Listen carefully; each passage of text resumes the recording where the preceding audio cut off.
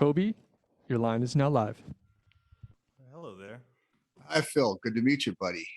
Likewise. So you're the first one that gets the shot at Yoel Romero in Bellator. Do you think your size in this particular fight is going to be the difference? You are obviously measurably the bigger fighter. Do you think that's going to allow you to impose your will upon him?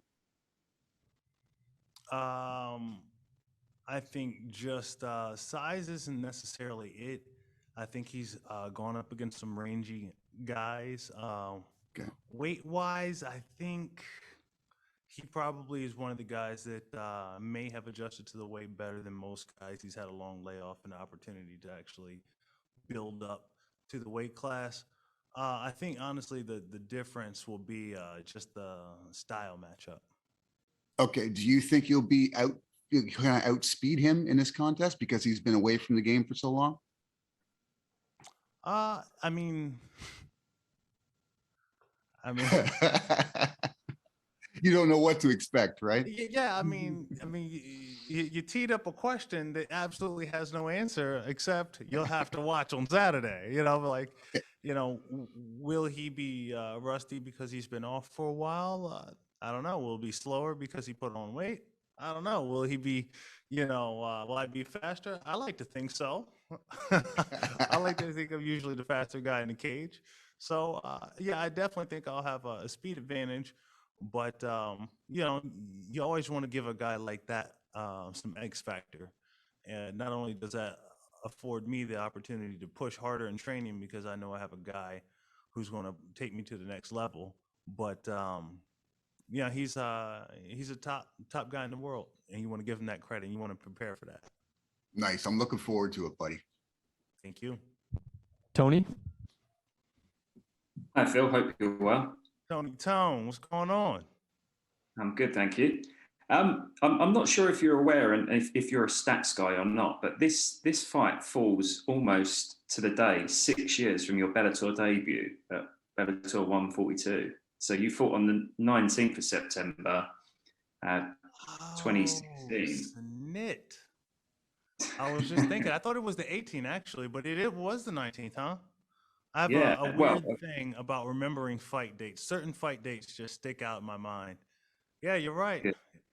Yeah. So, the internet's done me a favor there. But my question off the back of that is, how different is the Phil Davis heading into Bellator 266 to the one heading into Bellator 142 when you had to fight twice on the same night? Wow.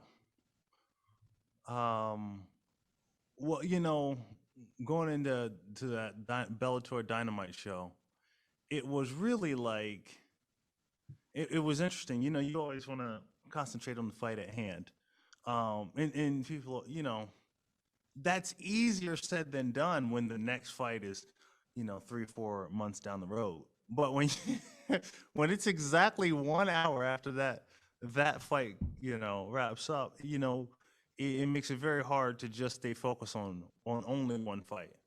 But man, I tell you what, it was man, that was a very difficult adjustment. Let's say it was as much fun as I've ever had, but it was more nerves than I've ever had. So many unknowns in an environment when you're in your first tournament and you're having two fights in the same night. So many unknowns. What happens if I, this get cut here or hurt this, whatever, what have you, or even like, at what point do I forfeit the next bout, or do I ever? I don't know. So many unknowns. Jim? Hey, Jim Barcelona, Miami Herald. Thank you, Phil. Just too quickly. First, did you do anything different to prepare for Yoel? No, nothing. We had to work with a couple southpaws. Really helped me get some good time and get a good angle. Work some wrestling, some grappling. Nothing out of the ordinary, I wouldn't say. What would you, if you were my head coach, what would you say I should do? That's above my pay grade, man. I just asking the question. Hey, we all know he was a great Olympic wrestler, but he's not just a wrestler, and he just goes at it, man. He can box. He's very well in very good shape and all. So, man, I'll leave that to you guys to figure out. That's why I like asking the questions, Phil. But my last question for you is this. Where does a win take you next? Where do you believe a win over Yoel gets you to the next level? Does it get you a title fight? Where do you think it takes you next? And thanks. Yoel's a top guy, and he's a super tough guy, and a win over him takes me straight to the top. Lennon? Hey, Phil, Lennon, Chris, Sports and Culture Media. How's it going? Good, man. How are you? Doing good. How's your fight week leading up to this fight? Is there anything like you would want to work on, like leading up to it?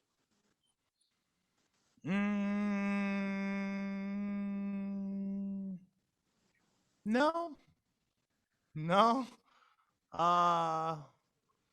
Honestly, fight week's just been really chill, man. Weight's been good. I forgot how much I love San Jose. I tell you what, like every time I fight in San Jose, it's just always one of those, like, it's good times, man. It's just really good times.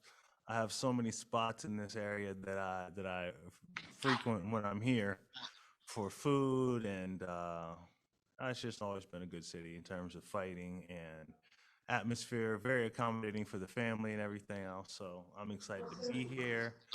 SAP Center, the tank, always a hit. So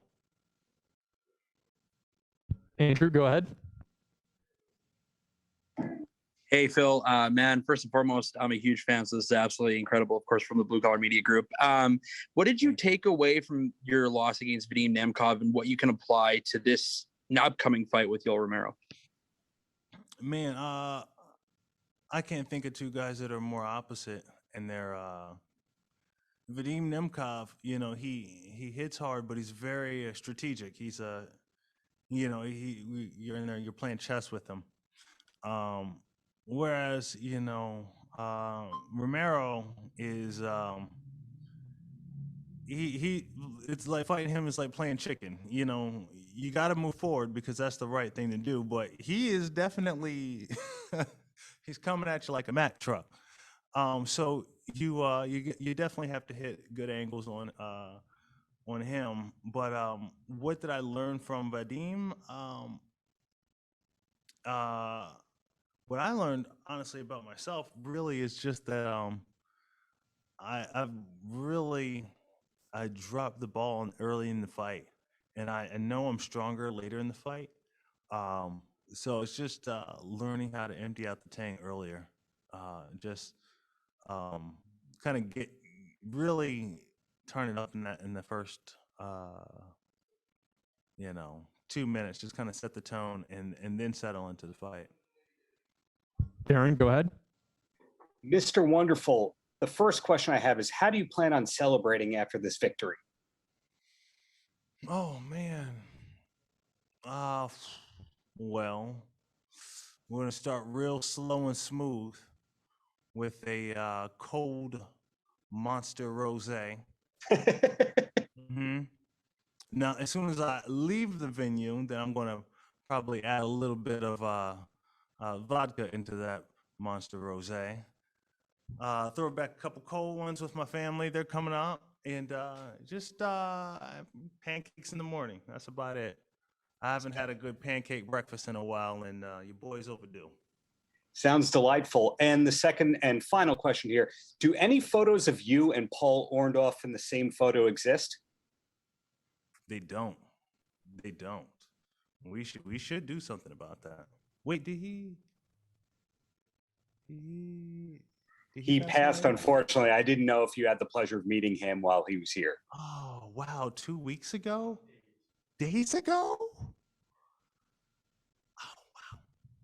Oh, wow. Man, what an opportunity lost to be able to meet him. Dang. You know, I had this feeling that was the reason why you were asking this question. I hadn't actually heard it from anywhere. I try to shield myself from social media and news in the last couple days leading up. But dang, man, that is sad news. Why would you say that right before my fight? I apologize. I thought that there'd be a photo or two of that, but either way, champ, looking forward to the future from you. Bright future ahead. I'm gonna have to make a post about that, and yeah, hold me to that. I'm gonna make a post just appreciating former Mr. Wonderfuls. Thank you so much for your time, though. Best of luck. Thank you. Steven?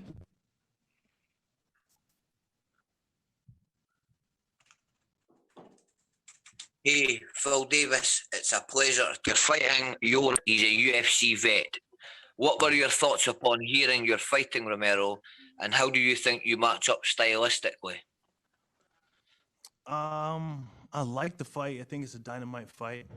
I think in general, I just love fighting those guys that are big swingers. You know, the man, you know, Teixeira's and King Mo's, those guys that if they hit you, if they touch you, it's you know, big consequence, very explosive guys. So I love those matchups. I do. How do you think you win? Go ahead now. How do you think you win this one? Oh, how do I? Oh, I'm sorry, I missed that the first go round. Very simple. You know, Yeah. you just gotta stay Think in his yes. face and stay challenging him. He like we're very good at getting a read on the tempo and the footwork and another guy's angles. And I think there's going to be a feeling out process where we are both trying to see where the other person is, both spatially and see kind of what angles and feints and fakes we're using. And after that, I think it's 4th of July. Well, you know, what bank holiday, whatever you guys celebrate over there. Fireworks, okay? Fireworks is the point. You get what I'm saying? All right, a couple more here. Suki? Hey, Phil, pleasure to be talking to you here. And if there's one thing I've wanted to ask, it seems like we're getting away from the appreciation for the art of not getting hit. And honestly, man, you're probably one of the better defensive fighters I've watched since I've started watching this sport. So as a guy who really is kind of doing everything the right way, never been finished, he's getting a lot of bump for being a UFC veteran. How do you feel about that? Is that something that we're seeing as a dying breed here? You know, I think a lot of times you to get credit for not being hit, you have to go out on your you have to go out like Ali and let people know that you dance like a butterfly and sting like a bee.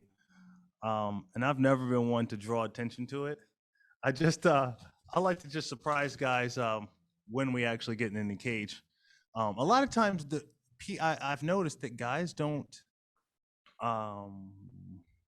they don't always break down the action in a cage. They're not reading the right signs and they're not looking for the right things. And so what they end up seeing, the read that they're getting from watching film tape isn't really accurate. And so I use that to my advantage. I remember after I fought Rashad, he was kind of breaking down what he did to prepare, and I was like, "Dang, this dude's spot on." He's right on, and go figure, he didn't have a problem finding me that fight. And so I realized that that's just not a thing that everyone does. Great. And, just a fun question to end it off. I mean, if you could pick a trilogy fight with Bader or Nemkov, who would it be and why? I think definitely Nemkov. Definitely Nemkov. There's just more action in that fight. Pleasure, Phil. Good luck this weekend. Thank you.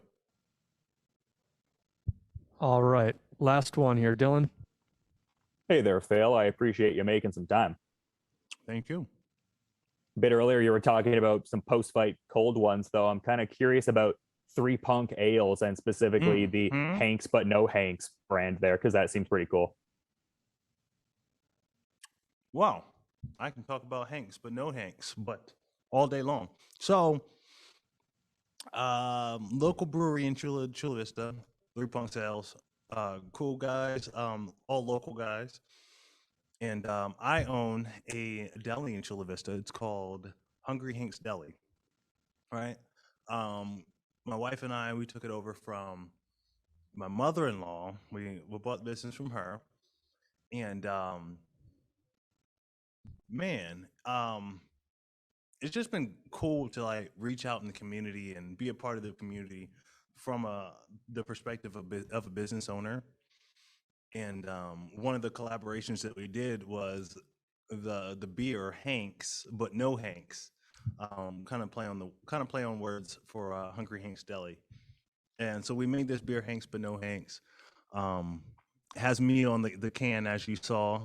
It's delicious. It's a Pilsner, very light and refreshing, smooth, good stuff, all good stuff. Anywho, yeah, I'm gonna have a couple of those post fight. That's just my go-to, actually. But yeah, man, it's we developed that, and actually in Three Punks Brewery right now. That's today's Thursday. Tomorrow, I'm hosting a happy hour on me, so it's just cool to be able to reach out and be a bigger part of the community than just being a guy who drinks beers, but also a guy who gives beers. And I mean, just being a part of my local community is everything. Yeah, that's awesome. I appreciate the insights. Thanks so much, man. Mm-hmm. Hey, thank you for asking. It's a good question. All right, we'll end on that one. Thank you for the time, Phil, and good luck on Saturday. Thank you, gentlemen.